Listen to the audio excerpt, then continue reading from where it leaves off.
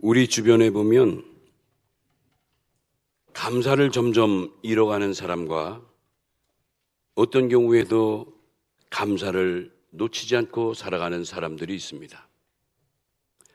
오늘 금년도 추수감사절을 맞이해서 저는 이 두 가지 유형의 사람들을 살펴보면서 과연 진정한 감사의 의미는 무엇일까?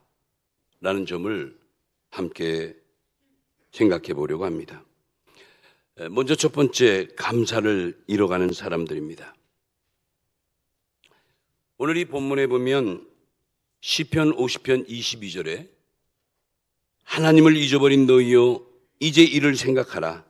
그렇지 않으면 내가 너희를 찢으리니 건질 자가 없으리라. 다소 좀 섬찟한 말씀 같은데 우린 참으로 이 말씀 속에서 주목해야 될 아주 중요한 내용이 있습니다. 이 구절에 세 가지 동사를 주목해 보시기 바랍니다.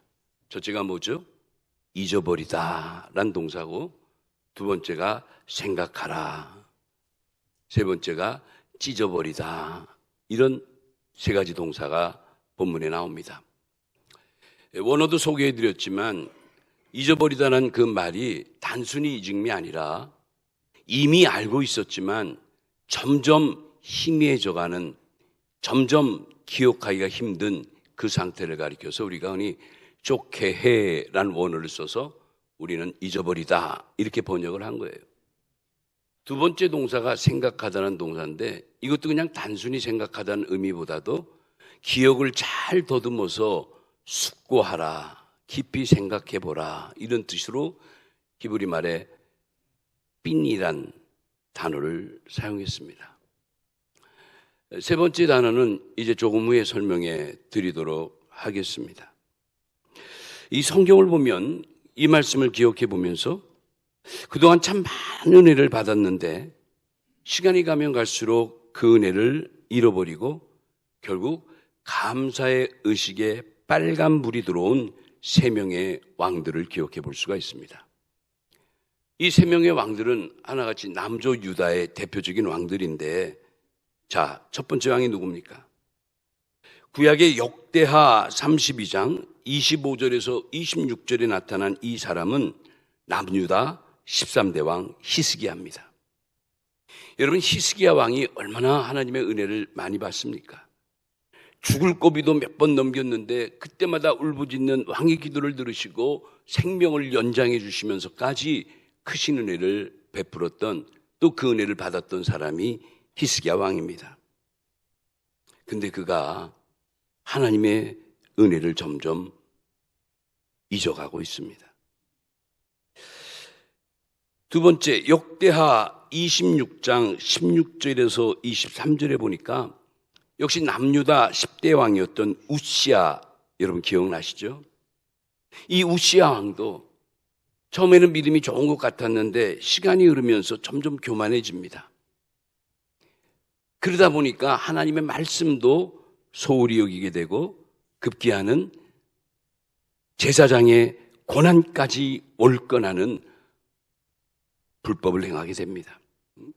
여러분, 구약시대에는 제사장만이 성소에 들어가서 대제사장만이 분향할 수 있고, 그렇죠, 지성소에 들어갈 수 있는 권한이 있는데 이 분향할 권한을 우시야 왕이 월권해서 그가 제사장을 제끼고 백성들 앞에서 분향을 한 거예요.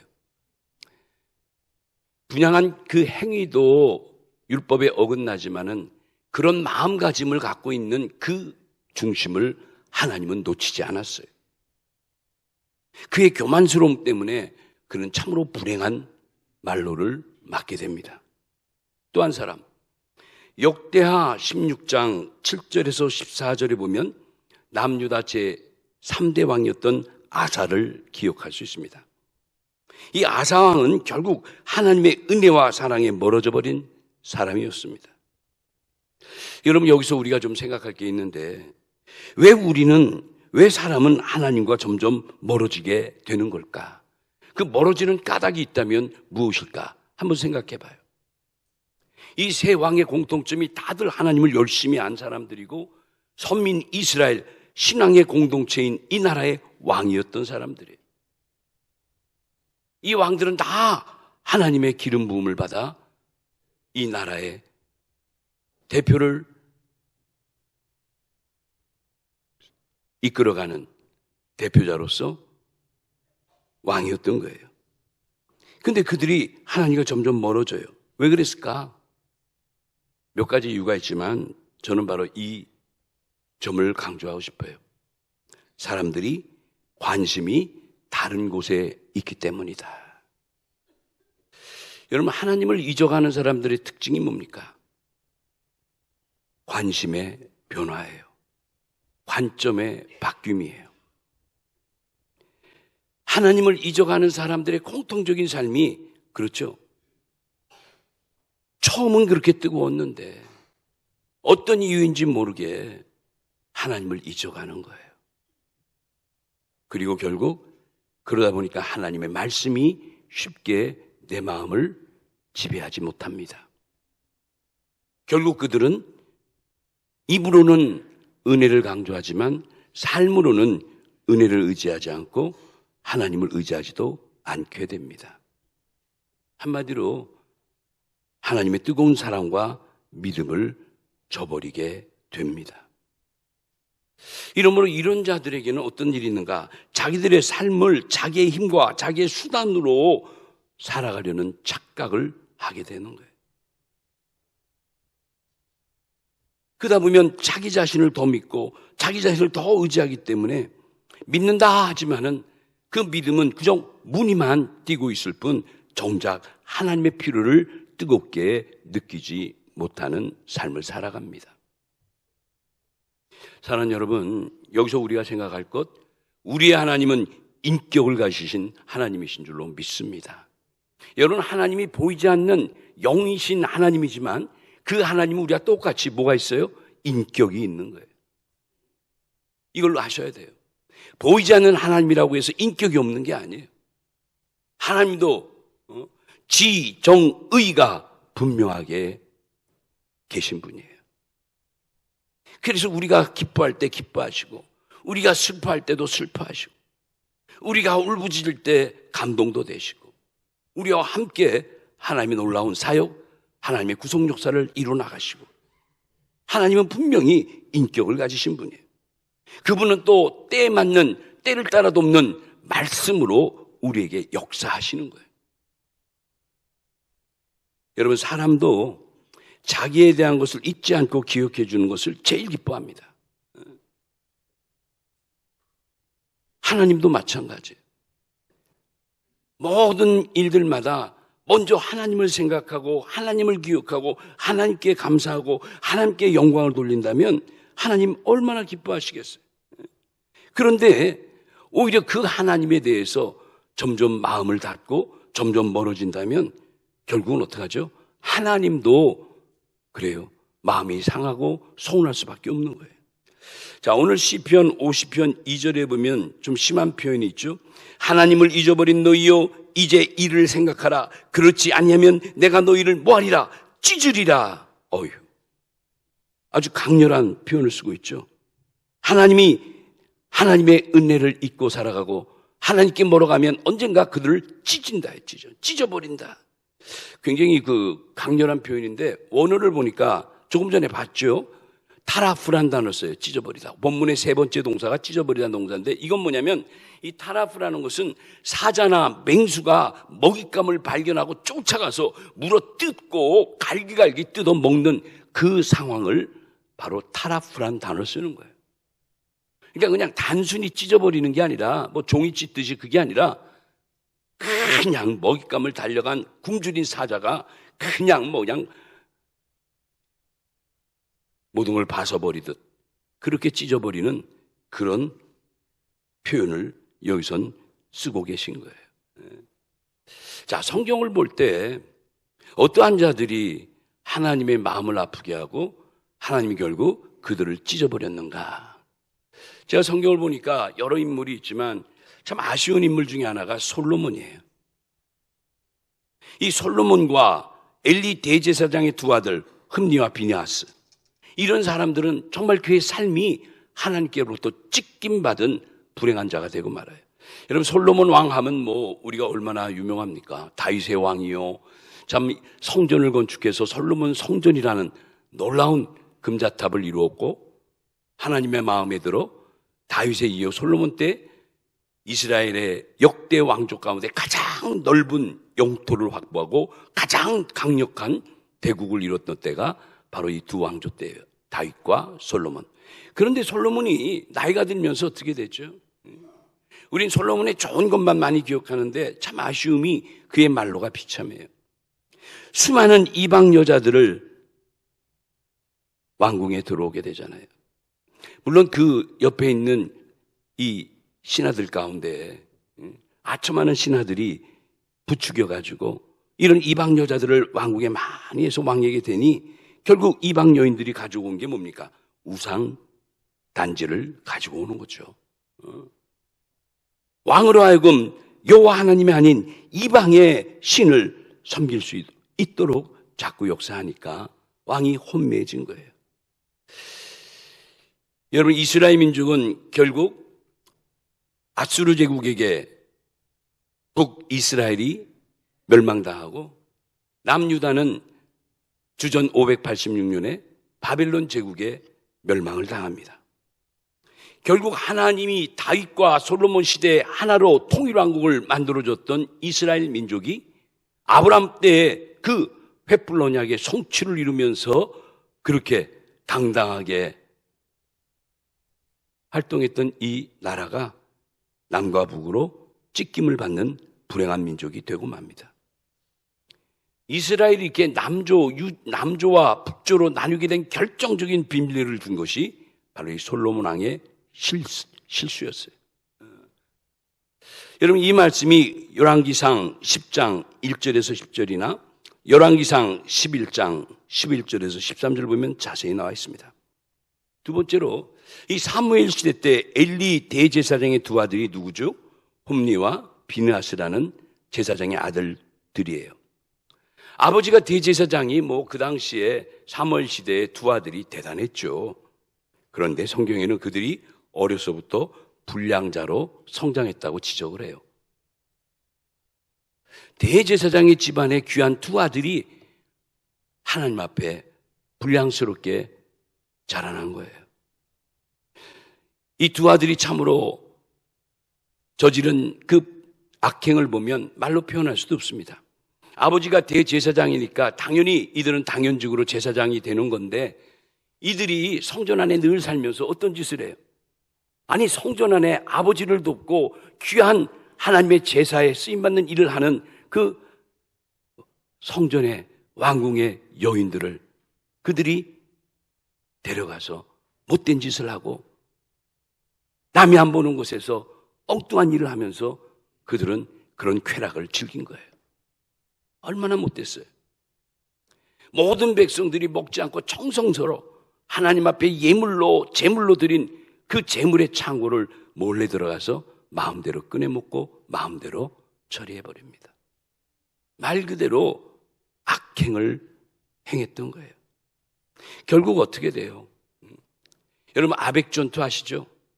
이스라엘 백성과 블레셋 사람들과의 가장 강렬한 전투, 이스라엘 전쟁사에 잊지 못할 전투가 아벡 전투예요. 아벡이라는 곳에서 둘이 붙은 거예요. 그런데 1차, 2차 엄청난 전쟁을 이뤘는데 세상에 하나님이 함께하는 이스라엘 백성이 이 블레셋에게 꼼짝없이 붙잡혀가지고 1차, 2차 전쟁에 완패를 당하고 맙니다. 완패만 당한 게 아니라 이스라엘 민족의 자존심이요, 이스라엘 백성의 신앙의 정점이었던 하나님의 법궤를 이 전쟁에서 블레셋에게 빼앗겨버려요. 야, 이건 이스라엘 역사 가운데 잊을 수 없는 끔찍한 사건이에요. 하나님의 법궤가 곧 하나님의 임재를 상징하는 이스라엘 온 민족의 정신적인 신앙적인 지주인데 그걸 빼앗겨버린 거예요. 결국 이런저런 연유로 인해서 이 대제사장의 아들 흠니와 비느하스, 그들은 결국 하나님의 은혜와 사랑을 짓밟고 거역함으로 말미암아 결국 하나님은 어떻게 하죠? 그의 가정을 찢어버리신 거예요. 아까 말씀드린 그 단어예요. 결국 그들의 아버지 엘리와 두 아들이 동시에 죽어 나빠집니다. 두 아들은 아벡 전투에서 전사를 당하고 그날 그 비보를 들은 아버지 엘리 제사장은 성전에서 그 비보를 듣다가 너무 놀래가지고 앉아있던 의자에서 굴러 떨어져가지고 그 나이 많은 엘리 대제사장이 목이 부러져서 그 자리에서 즉사했어요. 얼마나 끔찍한 사건이에요. 이 끔찍한 불행의 사건을 그대로 목격했던 것이 아들 비느하스의 아내입니다. 이 비느하스의 아내가 만삭이 돼서 이제 곧 아이를 낳아야 될 텐데 시아버지가 눈앞에서 꼬꾸라 돌아가시고 들리는 소식이 자기 남편과 또 자기 남편의 형제가 전쟁에서 다 같이 전사당했다는 소식을 들으니까 얼마나 충격스러운 소식이에요. 뱃속에 다 큰 아이를 두고서 만삭이 된 이 여인이 그 충격에 못 잊어서 결국은 그도 꼬꾸라지고 거기서 아이를 유산하게 돼요. 이때 핏덩어리째 나오는 그 아들을 향해서 이 여인이 이름을 지어주는데 그 이름이 뭐죠? 그 이름이 이가봇이라는 이름을 지어줬어요. 근데 이가봇의 이름이 뭐냐면 바로 하나님의 영광이 떠나가는구나 라는 표현이에요. 하나님의 영광이 이제 우리를 다 떠나가시는구나 라는 게 이가봇이에요. 그 아들의 이름이 이가봇이 된 거예요. 이렇게 해서 하나님의 영광이 떠난 암흑시대가 이스라엘 민족에게 찾아옵니다. 여러분, 이 말씀은 사무엘상 2장 12절에서 4장 22절까지 자세히 기록되어 있어요. 여러분이 설교 마치고 조용한 시간에 꼭 사무엘상 2장부터 4장을 한번 읽어보면 오늘 제가 드린 말씀을 너무 생생하게 기억할 수가 있을 거예요. 그런데 여러분, 이 살아계신 우리 하나님은 무조건 찢어버리고 무조건 심판하고 그런 분이 아니세요. 조금 전에 말씀드렸죠. 우리 하나님은 인격적인 하나님이라고. 여기 찢어버리다는 말도 굉장히 격한 단어지만 사실은 이건 뭐냐? 일종의 경고용이에요. 너희 삶을 그렇게 찢겠다고 했지만 하나님이 찢기를 원하시는 하나님이 아니에요. 그렇게 경고하고 권면해 주시면서, 그렇죠, 끝까지 기다리고 또 기다리는데 그렇지 못하니까 하나님은 결국은 찢을 수밖에 없는, 이 말씀대로 역사할 수밖에 없는 그런 놀라운 일들을 우리에게 보여주신 거예요. 그런데 하나님의 말씀을 끝까지 듣고 순종하면 어떻게 돼요? 절대 그런 일이 없죠. 오히려 찢겨진 내 삶을 하나님이 붙여주시고 회복시켜주시고 고쳐주시는 거죠. 여러분, 또 한 가지, 사단 마귀가 내 삶에 들어오는 통로가 어딜까? 이거 막아야죠. 우리의 거룩한 삶, 이 기쁜 삶에 결코 틈새를 주지 말아야 할 텐데 사단 마귀가 과연 어디를 통해 나한테 들어오느냐? 바로 그것이 뭐냐? 감사하지 못하는 마음을 통해서, 감사치 않는 내 삶을 통해서 어둠은 반드시 틈탄다는 거예요. 그러니까 여러분, 결론이 뭡니까? 어떤 경우에도 우리는 감사하는 자가 돼야 된다는 거예요. 할렐루야. 그 어떤 경우에든지라는 말을 우리말로 범사에라는 말을 쓰는 거예요. 어떤 경우에라도 그럼에도 불구하고 하나님을 기억하고 하나님을 감사하는 자는 반드시 어둠의 역사가 틈타지도 못하고 만지지도 못할 줄로 믿습니다. 두 번째, 그럼에도 감사하는 사람들이 있습니다. 두 번째 부류, 그럼에도 감사하는 사람들이 있다. 여러분, 우리 인생의 목적은 뭐죠?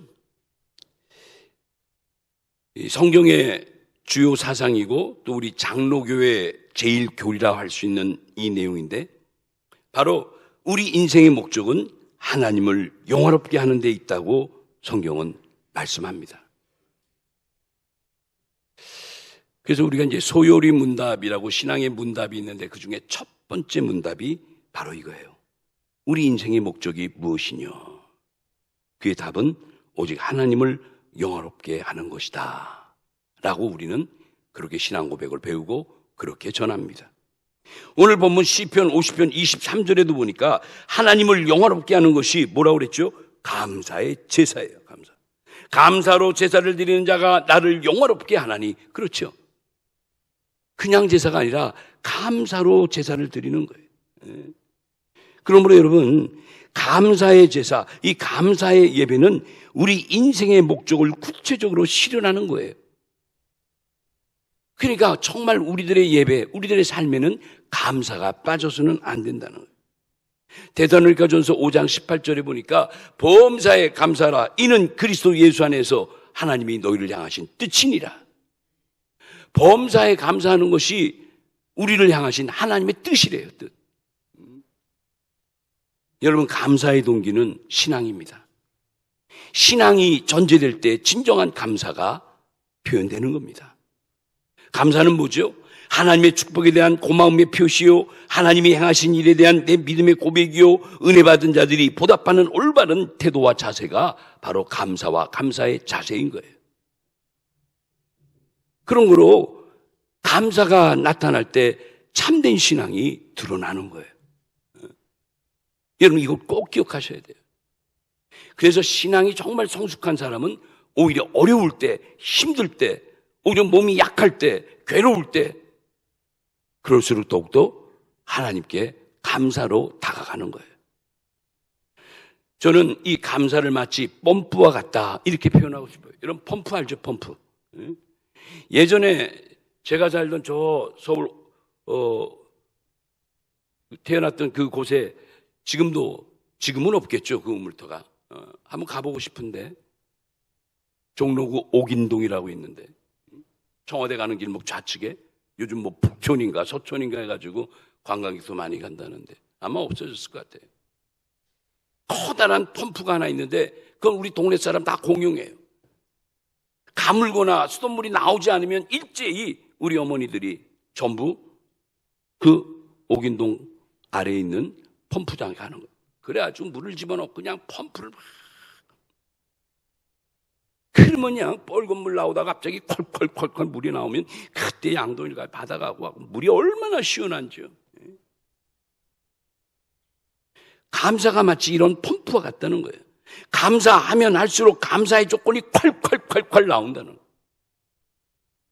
그러니까 여러분, 이렇게 감사의 펌프를 우리가 계속 눌러대면 감사의 조건이 콜콜 나오듯이, 그러니까 더욱더 부여의 복을 받고 더욱더 우리 마음이 편안해지고 하는 일마다 축복이 쏟아지는 거예요. 근데 여러분, 왜 이 감사의 펌프의 원리를 우리의 삶 속에 적용하지 않습니까? 어려울수록 물이 안 나와서 물 한 모금 먹을 수 없는 이러한 기근의 때에 그럴 때일수록 우리는 펌프질을 더 열심히 하면 살 수 있잖아요. 그런데 어떻게 해요? 감사에 인색하고 감사를 자꾸 무심하고 그러다 보니까 내 삶 속에 빈자리가, 틈새가 생기기 시작하는 거예요. 여러분, 에베소 교인들에게 바울이 그런 말씀했죠. 에베소 4장 27절에 보니까 마귀들에게 절대 틈을 주지 말라 하는 말씀이에요. 여기 틈.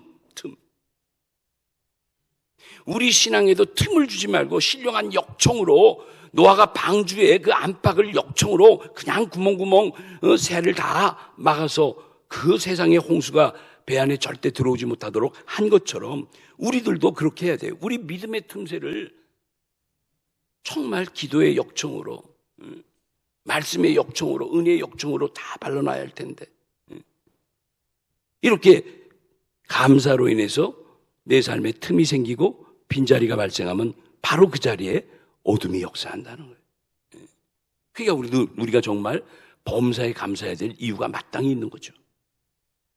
예화 한 가지 드리고, 젖소 한 마리를 키우던 시골의 어리석은 농부가 한 달 뒤에 맞이해야 될 귀한 손님을 대접하기 위해서 한 달 동안 그 젖소를 가만히 쉬게 하고 젖을 짜지 않은 거예요. 아껴둔 거예요.